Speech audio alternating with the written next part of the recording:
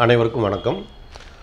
அ திருமணமாகாத இளைஞர்களுக்கு எப்படி தங்களுடைய தகுதியை நிர்ணயிப்பது அப்படிங்கிற பற்றி நாம் விரிவாக பேச போகிறோம். பெரும்பான்மையாக திருமணமாகாத இளைஞர்கள் திருமணம் ஒரு கனவு மாதிரி தான் அவங்களுக்கு. அந்த கனவில் எதை தேடுறோம்? பொருளாதார தகுதியை பற்றி தேடுறோம். அதே சமயத்தில் கல்வி தகுதி பற்றி தேடுறோம். இன்னும் எவ்வளோ எப்படி திருமணம் செய்ய வேண்டும்ங்கிறதுலேருந்து நம்ம பெரிய கனவை யோசிக்கிறோம்.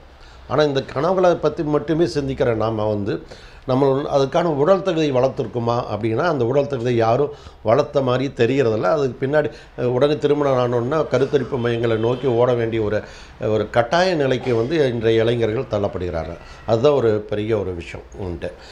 திருமணமாகாத இளைஞர்கள் தங்களோட உடல் தகுதியை பற்றி நிர்ணயிக்கிறதுலங்கிறதுல ஒரு சிம்பிளான ஒரு டெஸ்ட்டு தான்.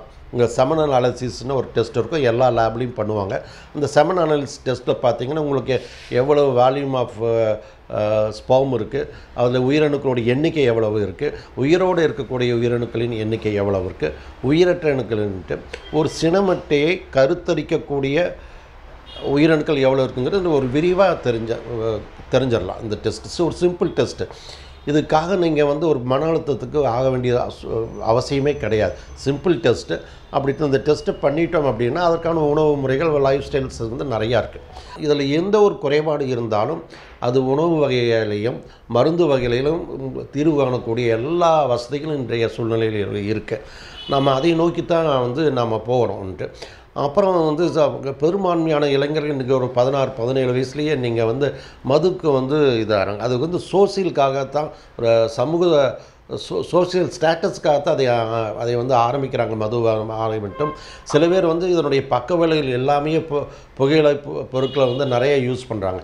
அந்த புகையிலை பொருட்கள் யூஸ் பண்ணுங்கிறது இப்போ சமீப காலமாக பார்த்தீங்கன்னா கடுமையான உழைக்க தொழிலாளர்கள், மாணவர்கள் இவங்களையெல்லாம் கடுமையாக இந்த புகையிலை பொருட்கள் சீரழிச்சிட்ருக்கு. அந்த அதனால் என்ன பாதிப்பு அப்படிங்கிறத பல பேர் அதை உணர்றதே கிடையாது. ஏன் அப்படின்னு சொல்கிறேன் அப்படின்னா, இது அத்தனை புகையிலை பொருட்களையும் நேரடியாக உயிரணுக்களை உண்டாக்கக்கூடிய எல்லா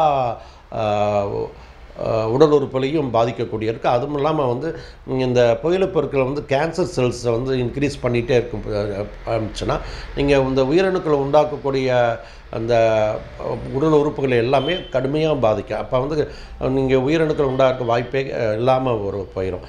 அப்புறம் இரண்டாவது பார்த்திங்கன்னா இந்த திருமண இளைஞர்கள் செய்யக்கூடிய முட்டாள் விஷயம் என்ன அப்படின்னா, நாம் இப்போலாம் பார்த்திங்கன்னா ஒரு 26, 27 வயசில் தான் திருமணம் பண்ணிக்கிறாங்க. சிலர் நான் செட்டில் ஆகிக்கிறேன் லைஃப்பில், ஒரு 30 வயசுக்கு பின்னாடி 32 வயசுக்கு பின்னாடி கல்யாணம் பண்ணால் போதும் அப்படின்னு நினைக்கிற இளைஞர்களுக்கு இது ஒரு ஒரு மெசேஜாக நான் சொல்கிறேன். நீங்கள் எவ்வளோ தூரம் உங்கள் திருமணத்தை தள்ளி போட்டு போயிட்டே இருக்கீங்களோ அவ்வளோ தூரம் வருடங்கள் அதிகமாக உங்கள் உயிரணுக்கள் எண்ணிக்கை குறையும். அது நிறைய பேர் புரிஞ்சுக்கல. அது ஒரு செட்டில் ஆகிட்டு ஒரு திருமண வாழ்க்கையை வாழ்ந்துக்கலாம் அப்படிங்கிறது ஒரு தவறான கண்ணோட்டம்ன்ட்டு. அந்த கண்ணோட்டத்தை இன்றைய இளைஞர்கள் மாற்றிக்கணும். அது ஒரு தவறான விஷயம் கூடாது. அது ஆண்களாகட்டும் பெண்களுக்கும் சினை முட்டைகள் குறையும். ஆண்களுக்கு எப்படி உயிரணுக்கள் குறையுதோ அதே போல் தான் பெண்களுக்கும் அந்த சினை முட்டைகள் குறையுங்கிறத ஒரு விஷயத்தை அப்போ நீங்கள் எல்லாம் செட்டில் ஆகிட்டு, லைஃப்பில் செட்டில் ஆகிட்டு குழந்தை இல்லைங்கிறதுக்காக நீங்கள் மறுபடியும் இன்னொரு பாதையை நோக்கி போக வேண்டிய சூழ்நிலை தான் இருக்கும் ஒழிய, நீங்கள் காலத்தை பருவத்தை பயிர் செய்யுங்கிற ஒரு விஷயம் எல்லா விஷயத்துக்கும் பொருந்தும், நமக்கும் சேர்த்து தான் பொருந்தும்.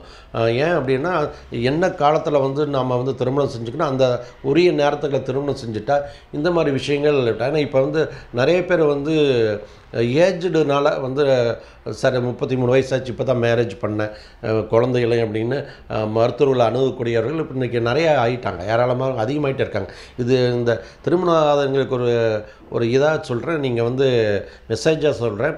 நீங்கள் இதை உங்களுடைய கனவு செட்டில் ஆகிற ஒரு கனவு உண்மை தான். ஆனால் அதை திருமணம் செஞ்சுட்டும் அந்த கனவை நாம் நிறைவேற்றிக்கலாம்.